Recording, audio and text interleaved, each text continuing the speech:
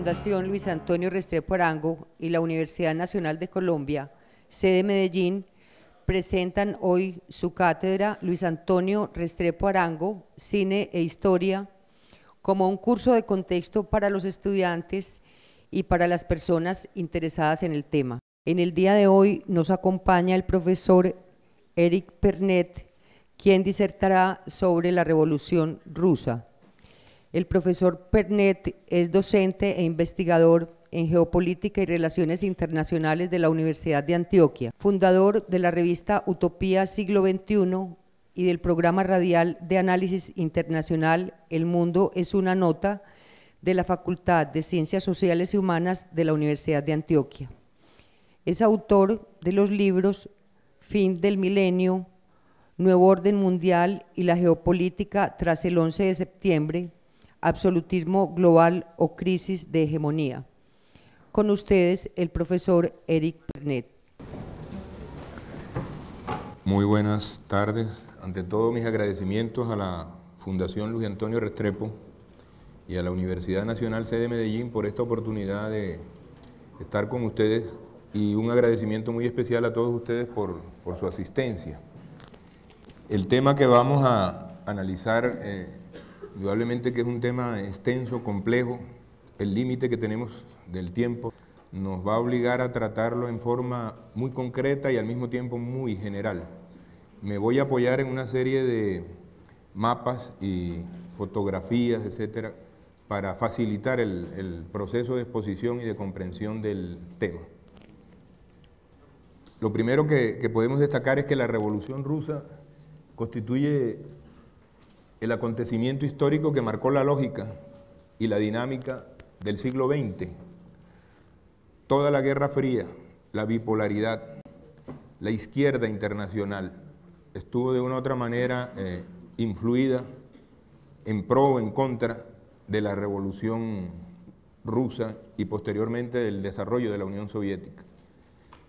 Fue un proceso que indudablemente generó ilusiones y esperanzas, y finalmente, para los que no han entendido a fondo el proceso de la historia del capitalismo, generó mucha desesperanza y mucha desilusión.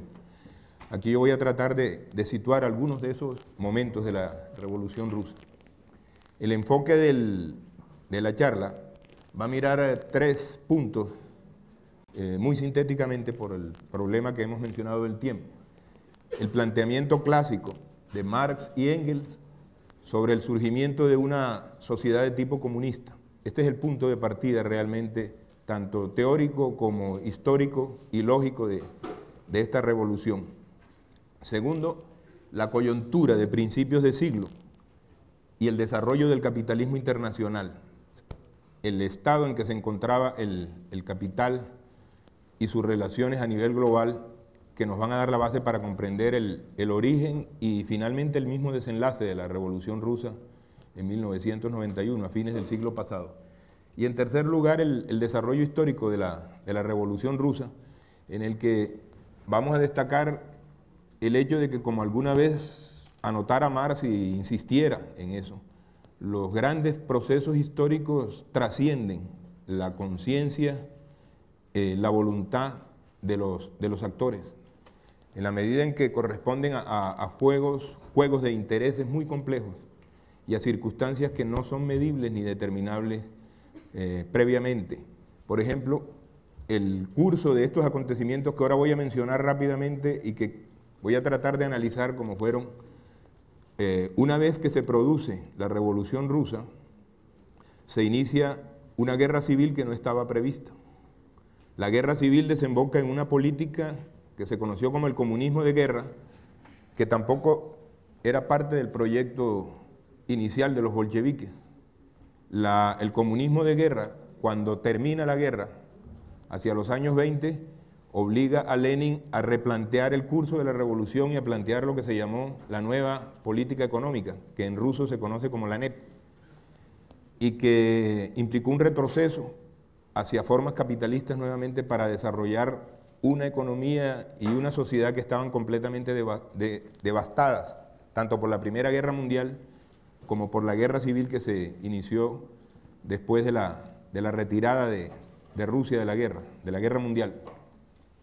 La NEP conduce directo o indirectamente a la muerte de Lenin, una apoplejía que se le produce precisamente en el año 22 y que se le repite por segunda y tercera vez hasta que en enero del 24 Lenin fallece y la revolución queda en manos de dos grandes actores, Stalin y Trotsky, que en medio de juegos de alianzas también muy complejas determinan que Stalin termine con el control de la revolución rusa y Trotsky sea expulsado del país hasta ser asesinado, eventualmente, según se ha estudiado por parte de algunos especialistas, por agentes del propio Stalin en 1940 en la Ciudad de México. Luego viene la política de Stalin, la colectivización forzosa, la industrialización, los campos de concentración, los gulags.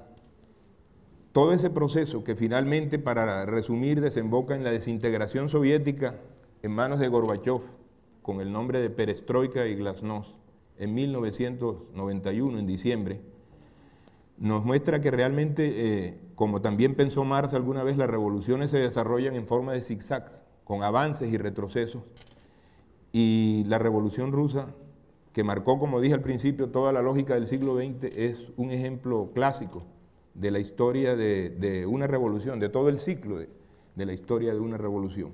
Partamos del planteamiento clásico de Marx y Engels sobre lo que sería la construcción de una sociedad comunista. Este solo tema nos daría obviamente para una discusión y una exposición larga. Yo tengo que remitirme solamente a enunciar algunos de los puntos, de las premisas que dejaron ellos establecidas.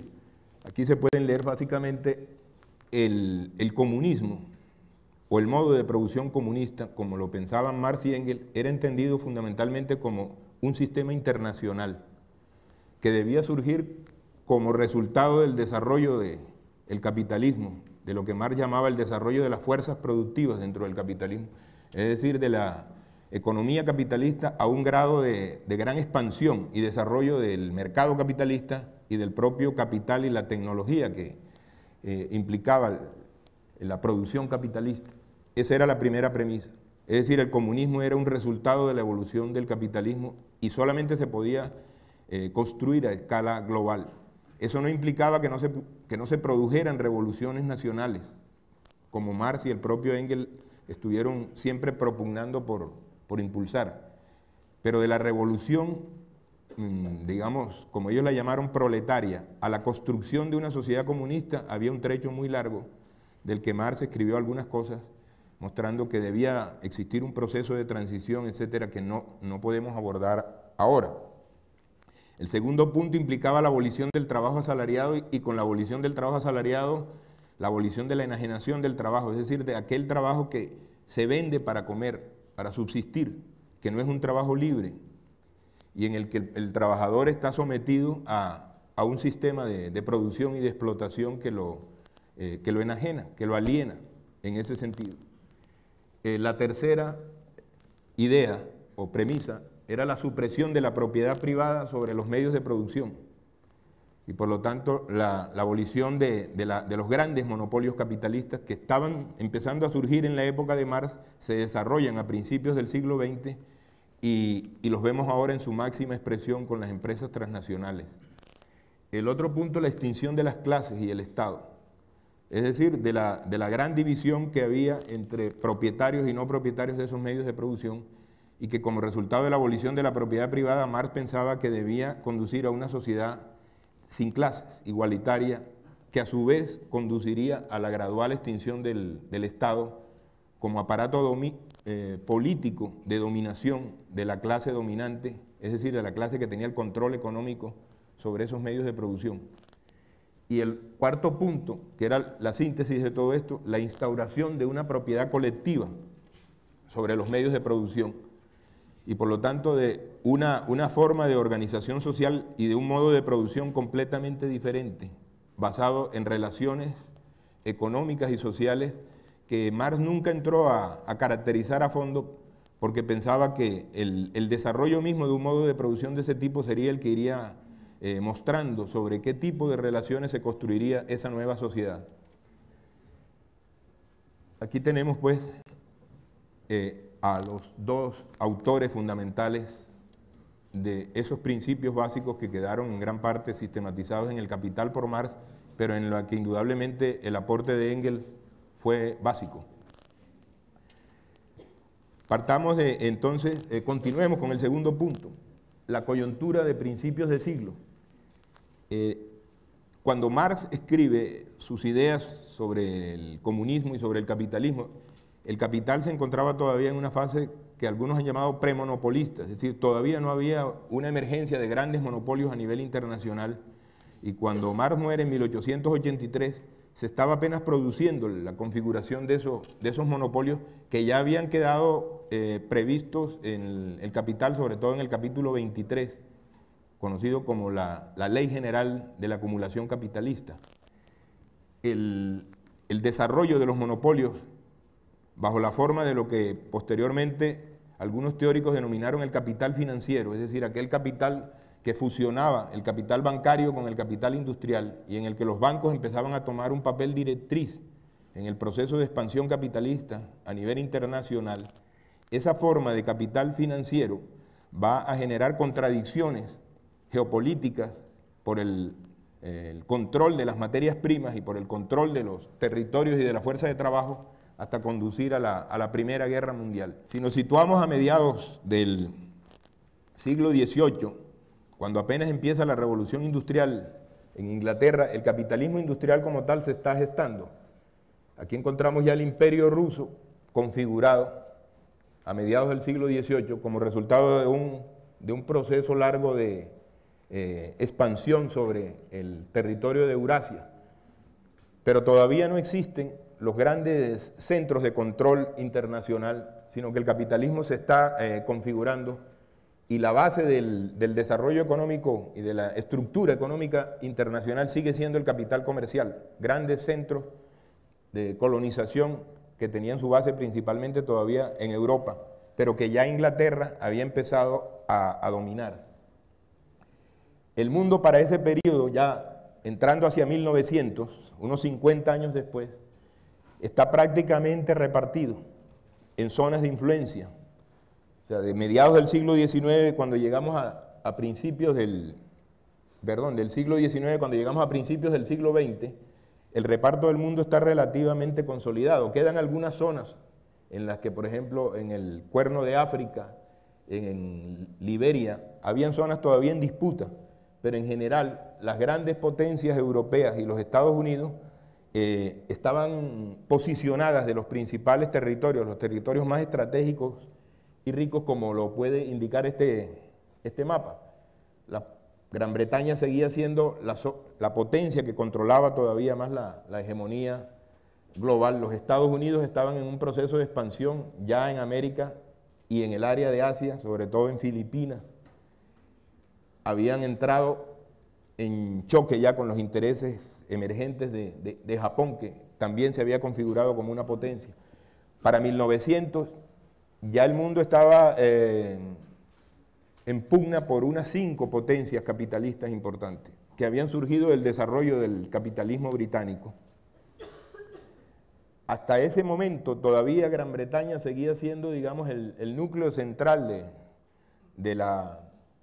el nervio central del capitalismo internacional, pero como anotaba, una serie de potencias habían emergido y competían con Gran Bretaña por el control del mundo.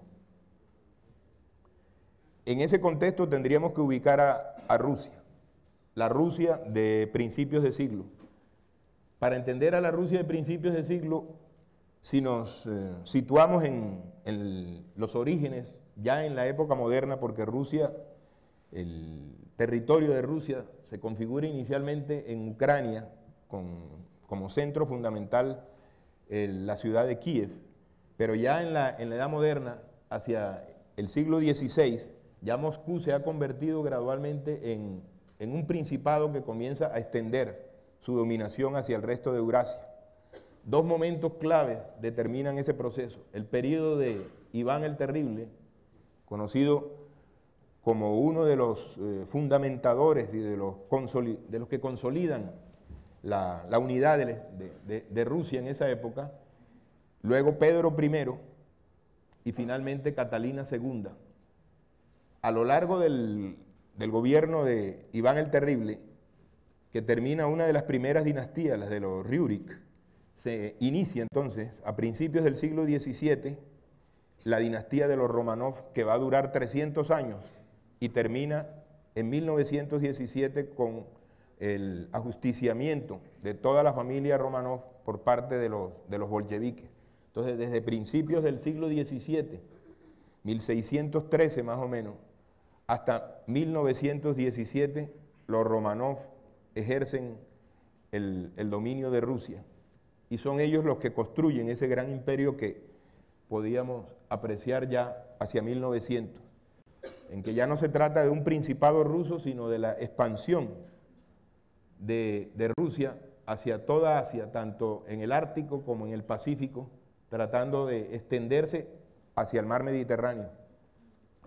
Un imperio de carácter continental, fundamentalmente porque el Océano Ártico y el mar Báltico, donde Pedro I construyó la ciudad de San Petersburgo, posteriormente conocida como Leningrado y ahora nuevamente San Petersburgo, esos mares se congelan la mayor parte del año, en el invierno, desde octubre, noviembre, más o menos hasta marzo, abril. Entonces no son navegables y por lo tanto una de las grandes tendencias geopolíticas del Imperio Ruso ha sido buscar los mares cálidos, es decir, los mares del Océano Pacífico y el mar Mediterráneo. Esto entonces nos da una idea de la magnitud que alcanzó el Imperio Ruso durante la época de los Románov, antes de la Revolución Rusa. Y como vamos a ver, la Revolución Rusa lo que va es a reconstruir fundamentalmente ese mismo imperio, pero sobre otras bases distintas y sobre otra ideología distinta, y al final lo que vamos a encontrar con la perestroika es la destrucción de ese imperio y el retorno a una situación como la que se vivía antes de que Pedro I y Catalina la Grande lograran ese periodo de crecimiento tan grande. Era indudablemente el país más grande del mundo, con un potencial económico extraordinario. En 1914, como anotábamos, ya nos situamos en Rusia como un gran imperio que domina prácticamente toda Eurasia. Entendemos por Eurasia la zona que comprende Asia y Europa. El imperio ruso, con sus líneas de expansión, fundamentalmente tratando de encontrar, como decía, los mares cálidos, y los demás centros de poder del mundo posicionados en regiones estratégicas. Esa confrontación de intereses geopolíticos a nivel internacional conduce a la configuración de los bloques y las alianzas geopolíticas a partir de las posesiones coloniales que las diferentes potencias tenían. Se configura entonces el bloque de lo que se conoció como los países centrales, es decir, Alemania, Hungría y lo que quedaba del Imperio Otomano. El desarrollo, digamos, del conflicto va a producir dos grandes frentes, el de los aliados liderados por Inglaterra y Francia y el de Rusia, que termina aliada con los aliados, es decir, con Inglaterra y Francia, después de haber firmado inclusive un pacto de no agresión con Hitler, que ahora miraríamos. Aquí vemos la configuración ya de los frentes fundamentales de la guerra. Alemania, Austria-Hungría, Bulgaria y lo que quedaba del Imperio Otomano, Turquía. Rusia va a quedar en el frente oriental y en el frente occidental, Francia, Inglaterra, Italia. El desarrollo de la guerra, Rusia en primer lugar entra a esa guerra por los intereses estratégicos que tiene principalmente en el área de los Balcanes, que estaban en proceso de descomposición al perder el poder el Imperio Otomano, que había dominado esa área desde el siglo XV y XVI. El intento de controlar los estrechos, el estrecho del Bósforo y de los Dardanelos para salir al Mediterráneo, era un interés estratégico del Imperio Ruso desde la época antigua. Los Balcanes se convierten entonces en un centro de choque de todas las potencias capitalistas, incluida Inglaterra, Alemania y Rusia, y se desata la primera guerra mundial. Dentro de ese marco, un desarrollo del capitalismo se va a producir la Revolución Rusa. Un punto de partida para entender la Revolución Rusa es el hecho de que a finales del siglo XIX, 1898, se funda el Partido Obrero Socialdemócrata Ruso.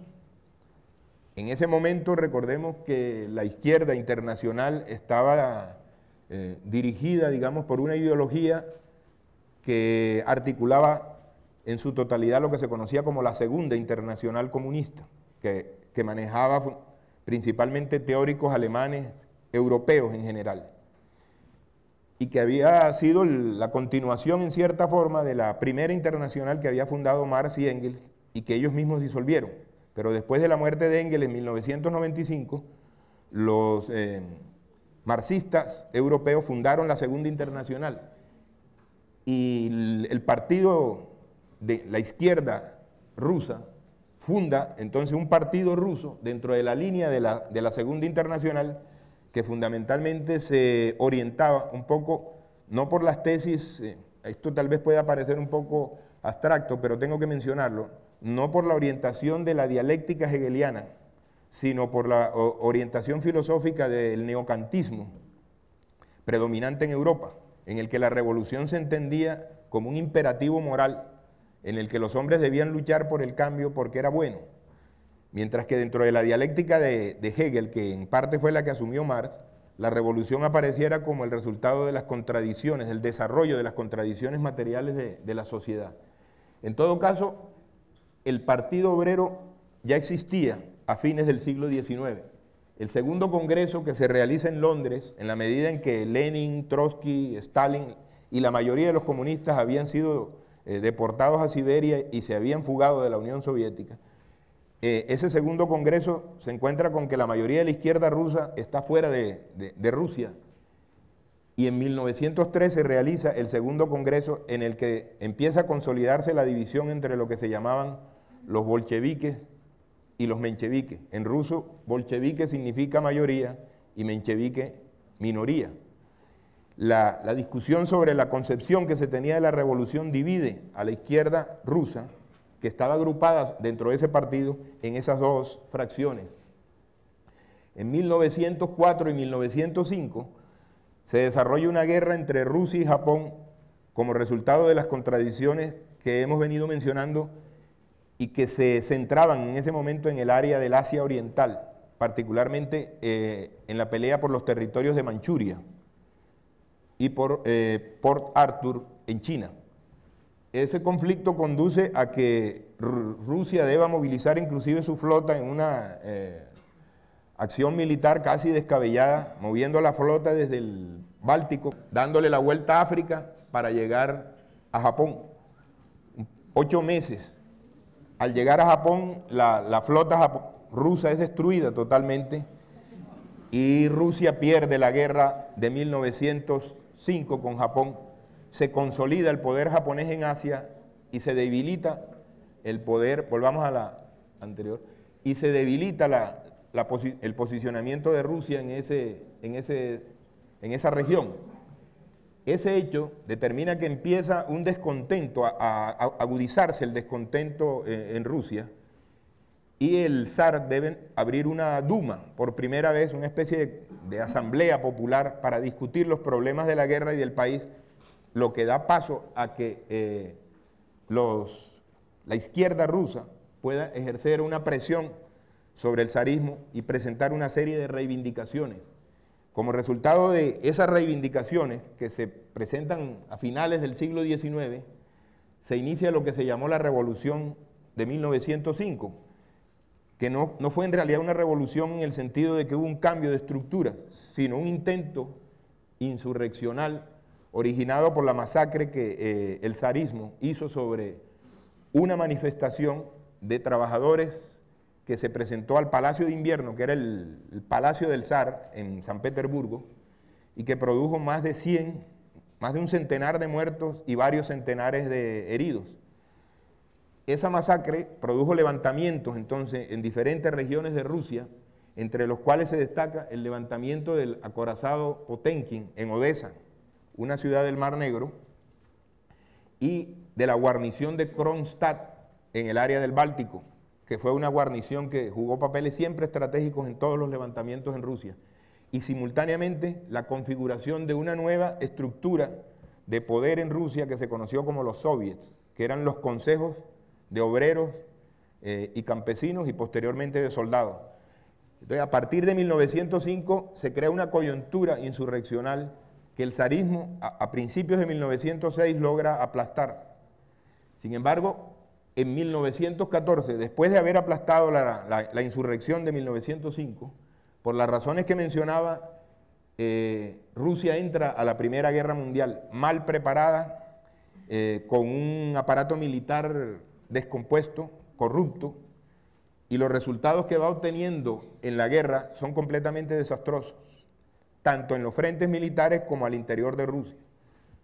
Para 1917 prácticamente el zarismo tenía la guerra y su participación en la Primera Guerra Mundial perdida. En ese momento se producen nuevamente levantamientos populares en febrero de 1917 según el calendario juliano. El calendario juliano y el calendario gregoriano tienen 14 días de diferencia. En 1918, después de la Revolución, Rusia adopta el calendario gregoriano y se siguen utilizando entonces ya el calendario más o menos unificado a nivel internacional. Entonces, la Revolución en febrero según el calendario juliano, en marzo según el calendario gregoriano. Como resultado de esos movimientos, para resumir, el zar abdica y termina con él la dinastía de los Romanov, que como mencioné al principio, se extendió por cerca de 300 años. El zar es reemplazado entonces por representantes de la Duma, de las asambleas, en la que se encontraban principalmente miembros del Partido Socialista, de la izquierda y de sectores de derecha. Se crea un gobierno provisional con la representación de esos sectores y el gobierno provisional opta por continuar en la guerra. Los principales dirigentes de la revolución se encontraban todos fuera del país. Se hace un acuerdo entre el gobierno alemán, en ese momento Lenin y 15 revolucionarios que se encontraban en Europa, y en un tren sellado los alemanes les permiten pasar por Alemania, llegar a Suecia y luego a Finlandia, porque los alemanes sabían de que Lenin iba a promover el retiro de la guerra. Y Alemania quería liberar el frente oriental para poder concentrar la guerra contra Inglaterra y Francia en el frente occidental. Como resultado del retorno de esos revolucionarios a Rusia, se consolida más la estrategia que plantea Lenin, que consistía en que todo el poder debía pasar a manos de los soviets, de obreros y campesinos que ya se venían configurando en las diferentes ciudades, sobre todo en San Petersburgo y en Moscú, y que había que derrocar al gobierno provisional, es decir, al gobierno que había reemplazado al zarismo. Se produce una lucha interna, se produce finalmente la toma del Palacio de Invierno por parte de los bolcheviques, que suprimen, eliminan al gobierno provisional y se toman el poder en Rusia en octubre según el calendario juliano y en noviembre según el calendario gregoriano. De ahí que la revolución se conozca con el nombre de Revolución de Octubre. A partir de ese momento empiezan las reformas. La verdadera revolución rusa realmente sería la Revolución de Octubre. Aquí vamos a visualizar un poco el problema de la guerra y lo que fue el resultado de la posguerra. Rusia ocupaba una sola área de guerra con Alemania. El avance alemán se va haciendo permanente sobre el territorio ruso, quitándole territorio a Rusia. Las pérdidas son crecientes, hasta el punto de que aquí, por ejemplo, en esta línea se ve el alcance inicial que tuvo el avance alemán, en el que Rusia perdió entonces los principales territorios del Báltico, que eran antes del zarismo, aquí, Estonia, Lituania, Letonia, lo que tenía de Polonia, porque Rusia tenía invadida parte de Polonia, gran parte de Ucrania, que era la región más rica desde el punto de vista agrícola, y la situación en que se veía Rusia en 1918, en la guerra, cuando los bolcheviques se toman en el poder, era si continuar la guerra para seguir perdiendo territorio, o pactar un acuerdo de paz con con los alemanes.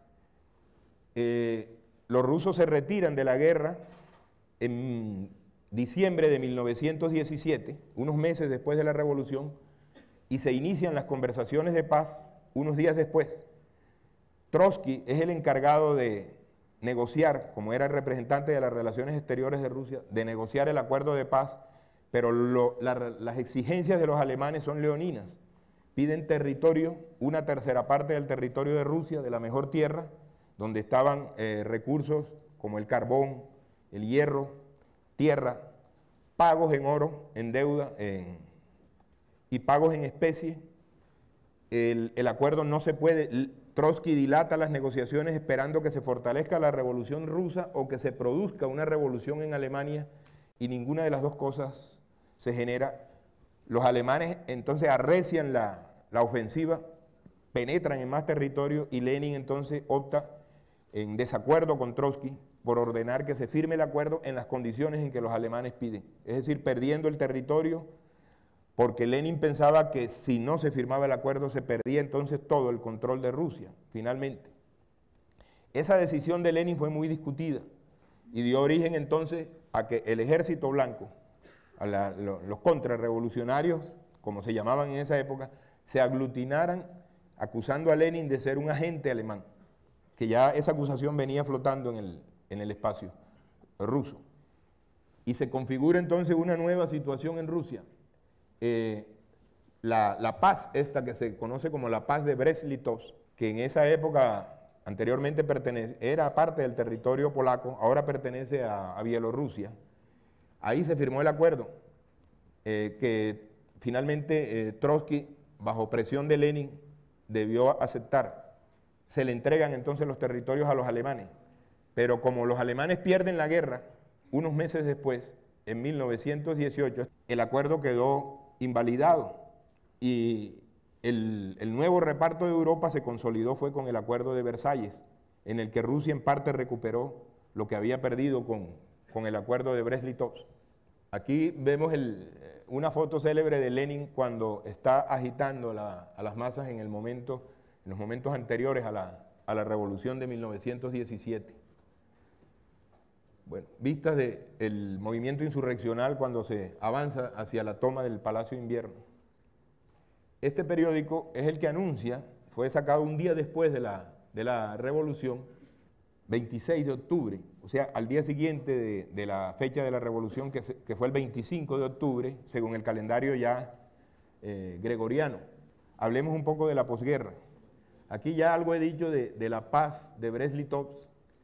La paz de Brest-Litovsk genera descontento de la población. Aquí hay una gran discusión porque parece que los bolcheviques se vieron obligados a reprimir sectores de la población y a excluir de lo que había sido la gran coalición que tomó el poder junto con los bolcheviques, estaban los socialistas revolucionarios, excluir a los socialistas revolucionarios y a otros grupos de izquierda e imponer lo que desde ese momento fue la base de la organización política de la Unión Soviética, que fue el Partido Único, es decir, excluir a todo opositor. Recordemos que estamos en un momento de guerra, las decisiones tenían que ser de corte militar y de carácter bastante dictatorial. Entre 1918 y 1921 se desarrolla entonces la guerra civil. El resultado de la paz de Brest-Litovsk genera ese descontento, ese movimiento de represión por parte de los bolcheviques, que es aprovechado por lo que pasó a convertirse posteriormente en el Ejército Blanco, que fue el ejército de militares zaristas, cosacos, que estaban en contra de la revolución y que comienzan a tratar de recuperar el poder que habían tomado los bolcheviques. Simultáneamente, como en el 18 ya había terminado la guerra, los ejércitos de todos los países que habían intervenido en la guerra, los aliados, incluyendo ya el nuevo gobierno alemán, enviaron tropas para derrocar al gobierno bolchevique y volver a restituir al zarismo.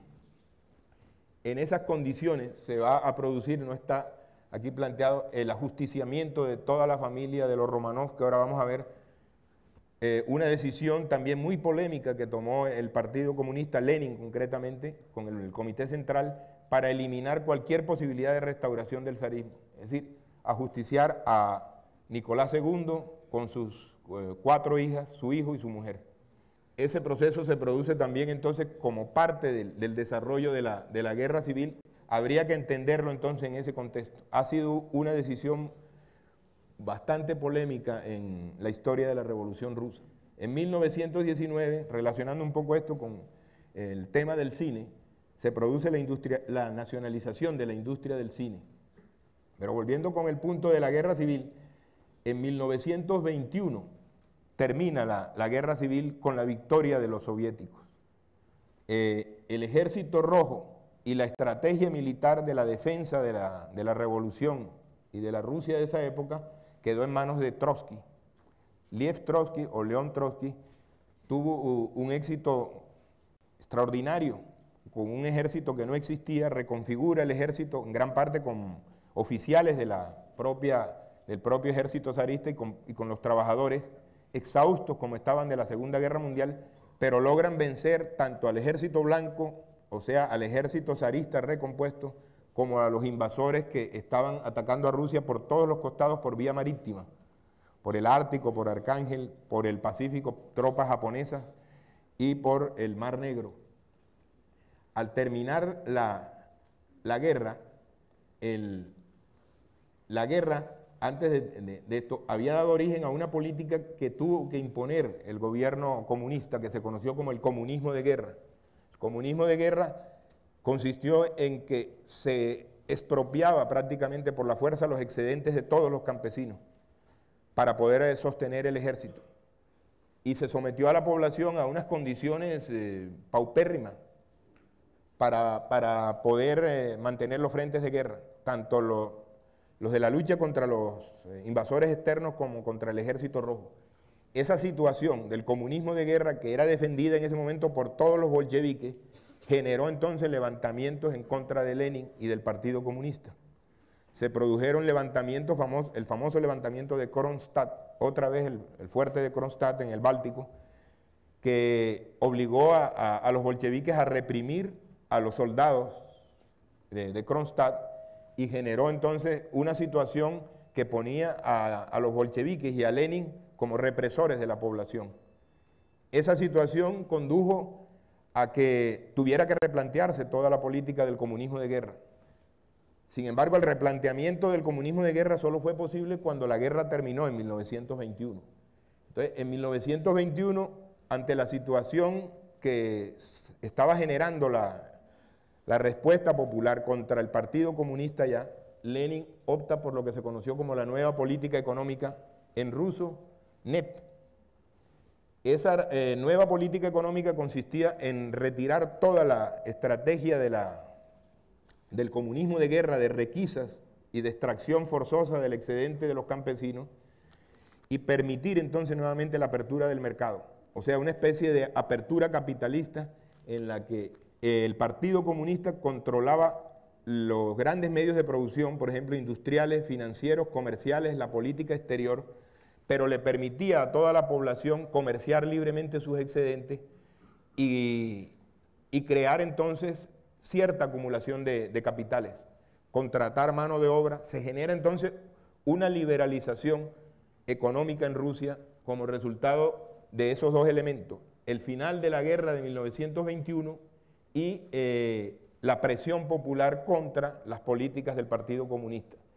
En ese momento, Lenin pensaba, en 1921, que la nueva política económica iba a ser una política a largo plazo y que la única forma de elevar el desarrollo económico de Rusia era liberalizar la economía por la vía de generar cierta relación de tipo capitalista nuevamente. Eso implicaba como un replanteamiento, como dije, minado tal vez por esos acontecimientos, por la herida que había sufrido después de la paz de Brest-Litov, cuando fue herido de bala por unos revolucionarios precisamente de izquierda que lo consideraban un traidor.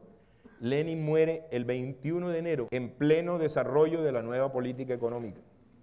Cuando Lenin muere, su situación física ya lo había alejado del poder desde 1922, cuando sufre la primera apoplejía. Se le empezó a paralizar toda la parte derecha del cuerpo. En la segunda apoplejía pierde el habla y el cerebro, sobre todo la parte derecha del cerebro, se le había atrofiado. En esas condiciones, la situación de la Unión Soviética empezó a caer en manos de los grupos de poder liderados unos por Stalin y otros por Trotsky, que va a dar origen entonces a la nueva reconfiguración. Ese periodo de los años 20 marca entonces el inicio, digamos, del cine ruso. En el primer quinquenio de los años 20 se forman las primeras escuelas de cine ruso, y ya para la segunda mitad del siglo de los años 20 aparecen los principales clásicos del cine. Eisenstein produce el acorazado Potemkin 20 años después del acontecimiento, y con esa película lo inmortalizó. El levantamiento que mencioné en 1905. Pudovkin, la madre de Gorky, y Dovzhenko, El Arsenal. Empieza entonces un auge del cine ruso que va a tener un periodo de apertura hasta el momento en que Stalin sube al poder a finales de los años 20. Quiero hacer referencia gráfica de la paz de Brest-Litov que mencionaba. Queda bajo control alemán. Aquí una referencia a lo que mencioné de la guerra civil, del 18 al 21. Las ofensivas de los ejércitos blancos, los intentos de penetración por el Ártico, por Gran Bretaña, Estados Unidos, por el Pacífico de Japón, por el Mar Negro de Gran Bretaña, de Francia. La situación compleja en que se vio la Unión Soviética, cercada desde el punto de vista marítimo y con el avance del ejército blanco desde Siberia hacia Moscú y hacia Petrogrado. Como comenté, la capacidad militar de Trotsky fue determinante en el éxito en la guerra civil. Terminada la guerra civil y terminada la Primera Guerra Mundial, se genera la nueva configuración de Europa. En 1924 se crea la Unión de Repúblicas Socialistas Soviéticas. Por primera vez aparece como una unión de nacionalidades. En ese proceso de la guerra, un papel determinante lo jugó Rasputín. Interesante la historia de Rasputín. Dentro de ese proceso nos tenemos que limitar a decir de que ejerció una influencia dominante sobre la esposa del zar debido a la enfermedad, la hemofilia que tenía el hijo, y que parece que él logró controlar y que le permitió tomar decisiones de Estado de alto nivel durante la guerra hasta que fue asesinado por la propia aristocracia rusa. Sin embargo, él mismo le había dicho al zarismo que lo iban a matar y que después de su muerte la dinastía de los Romanov caería. No se sabe si como profecía o como cálculo, pero se cumplió la predicción de Rasputín. Después de su muerte en el 16, unos meses después cayó la dinastía de los Romanov y fueron ajusticiados todos los familiares de Nicolás II. Aquí está la familia de Nicolás II, las 4 hijas y Alexei, el hijo hemofílico que fue objeto de curación por parte de Rasputín.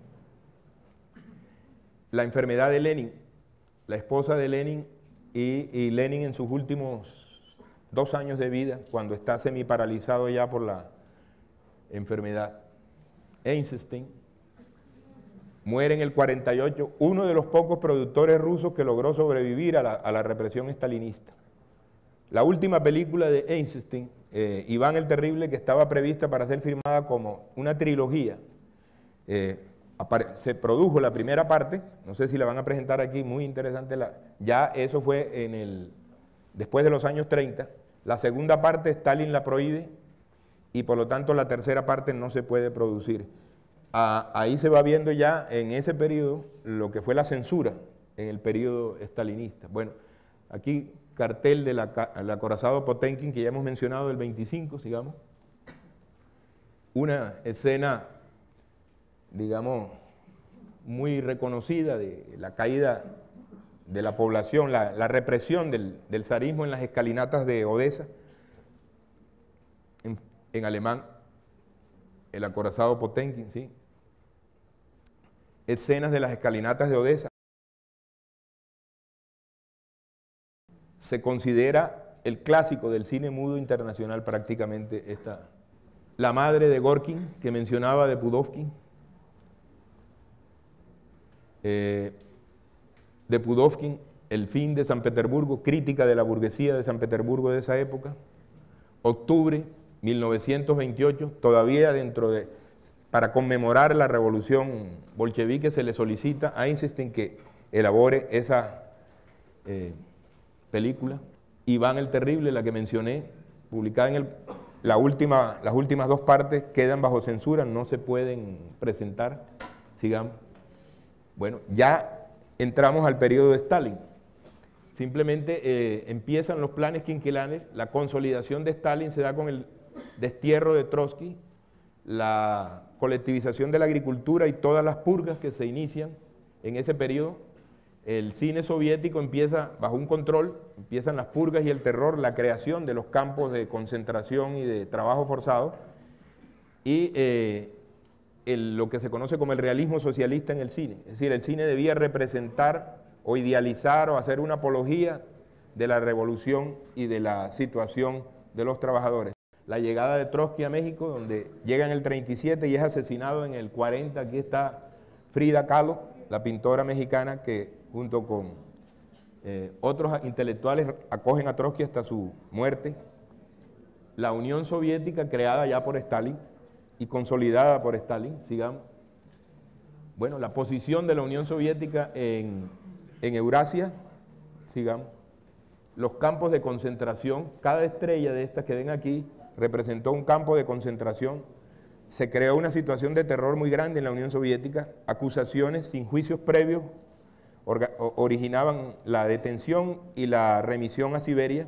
Se utilizó esa mano de obra prácticamente esclava para desarrollar las grandes obras de infraestructura que permitieron la industrialización rusa. Bueno, estas las divisiones administrativas de la Unión Soviética, un complejo de nacionalidades que fue la que explicó en gran parte su desintegración, 15 repúblicas divididas entre más de una decena de nacionalidades y de etnias, digamos. Un potencial económico impresionante en recursos, que es objeto todavía de reparto, la densidad de población centrada sobre todo en el área occidental.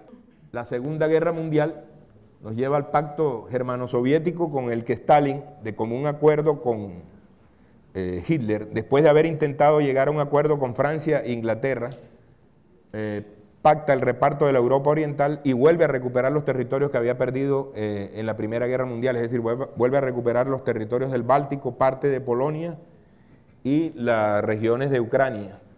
Eso fue otra de las grandes debates que hubo sobre el problema de las decisiones tomadas por Stalin. Ese pacto fue secreto, se conoció solamente a partir de la desintegración de la Unión Soviética en el 90, cuando las repúblicas bálticas lo hicieron público. Bueno, aquí ya nos queda la guerra mundial, se favorece la actuación del cine, debido a que Stalin necesitaba un cine más nacionalista. La invasión de las tropas alemanas a Rusia en el 41, después del pacto, Hitler incumple el pacto y ataca a Rusia. El avance alemán del 42 al 43 es contenido en Stalingrado, una ciudad que queda en el Volga, en la parte ya oriental de Rusia, y a partir de la batalla de Stalingrado y sobre todo de la batalla de Kursk, un poco más cerca de Moscú, que se considera la mayor batalla en la historia de la humanidad, donde hubo todos los tanques alemanes principales contra los tanques rusos. Fue una batalla de tanques importantísima, más de 1 millón de tropas y centenares de tanques. Los rusos ganan esa batalla y a partir de ese momento se inicia entonces el avance ruso hacia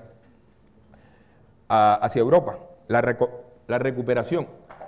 En el 45 se le reconocen entonces a Rusia esferas de influencia en Europa del Este, en las conferencias de Yalta y Potsdam, y Stalin muere en el 53. Se inicia la desestalinización. El pacto germano-soviético, firmado, aquí aparece Stalin, el ministro alemán Ribbentrop y el ministro ruso Molotov.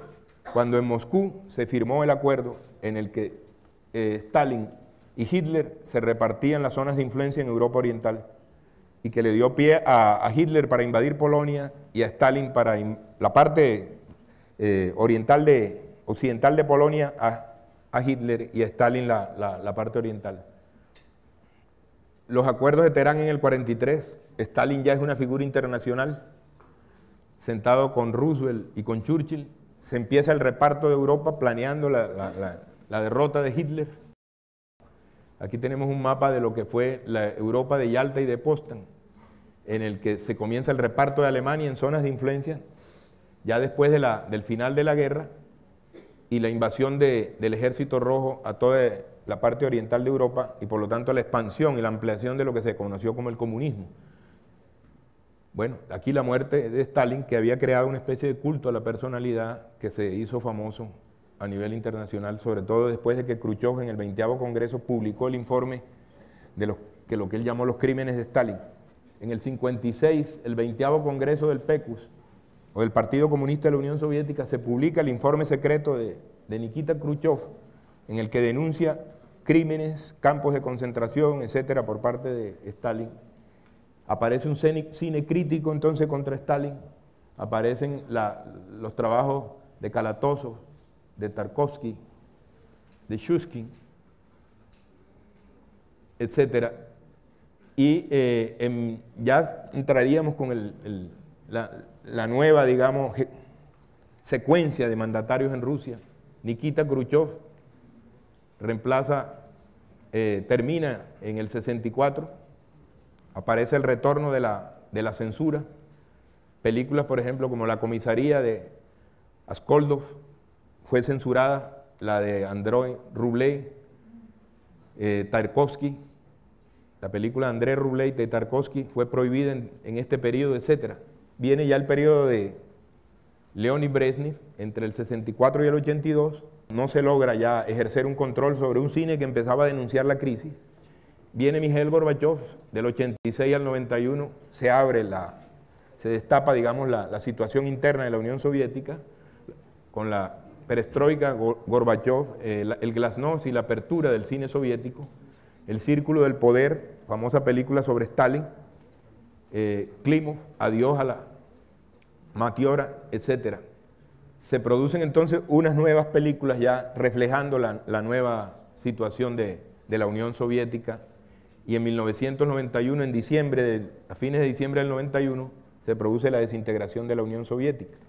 Ya lo otro que podíamos anotar, pero todo esto por mostrar simplemente la información, sigamos, es cómo se llegó a la descomposición de este conflicto de la Guerra Fría, que termina con la Unión Soviética, la posición de Rusia dentro de la Unión Soviética, las bases militares, los centros regionales de apoyo que tenía la Unión Soviética en esa época, un mapa visto como desde arriba, la carrera armamentista que llega hasta la confrontación nuclear estratégica de armamento de carácter continental entre la Unión Soviética y Estados Unidos, la crisis del petróleo del 68 al 87 que da origen a la perestroika debido a que la Unión Soviética era fundamentalmente un exportador de petróleo, de materia prima, y aquí tenemos la imagen de Gorbachev, famoso por su participación en ese momento culminante, digamos. Se crea la Comunidad de Estados Independientes, que es una caricatura de la vieja Unión Soviética en la que ya no participan ni los países del Báltico, Estonia, Lituania, Letonia, ni Georgia, y que posteriormente va entrando en un proceso de gradual debilitamiento y descomposición. Hasta el momento ya no existe nada. Se crea la nueva estructura de relaciones económicas a nivel mundial, que luego de los años 90 y a fines de los 90 va debilitándose en favor de los Estados Unidos, que se convierte finalmente ahora en el poder central en esta nueva estructura, donde ya aquí la transición que se va haciendo desaparece la bipolaridad, ya no hay el primero y el segundo mundo, sino hay un solo mundo capitalista que está manejado cada vez más por los Estados Unidos y que llega, siguiente, a situar a Rusia, la nueva Rusia ya, con la pérdida de toda el Asia Central, de los países bálticos, de la Europa, de los países de la parte occidental, Bielorrusia, Ucrania, de todo el Cáucaso, que retorna entonces a la posición que había tenido en la época de Pedro I, es decir, en una situación geopolítica similar a la del siglo XVIII. Pierde su poder militar, pierde su poder parte del potencial económico y se encuentra ahora en gran medida convertida en una aliada de los Estados Unidos, vendedora de petróleo y de algunas materias primas, y en la que la recomposición de Asia entra en un proceso de transición con el reforzamiento de China. Y aquí nos encontramos con el nuevo mapa mundial de la posguerra fría, en el que, como decimos, Estados Unidos, sobre todo a partir del 11 de septiembre, se convierte en una potencia hegemónica y dictatorial a nivel mundial que está tratando de trazar el destino del mundo de acuerdo a sus intereses unilaterales. Bueno, por ahí tengo que dejar. Muchas gracias por la atención.